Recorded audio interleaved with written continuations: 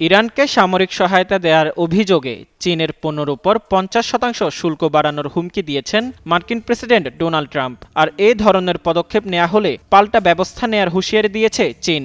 বেইজিংয়ের পররাষ্ট্র মন্ত্রণালয়ের মুখপাত্র গুয়ো জিয়াকুং এক সংবাদ সম্মেলনে বলেন, যুক্তরাষ্ট্র যদি একে অজুহাত হিসেবে ব্যবহার করে চীনের উপর অতিরিক্ত শুল্ক চাপাতে চায়, তবে চীন অবশ্যই এর দাঁতভাঙা জবাব দেবে।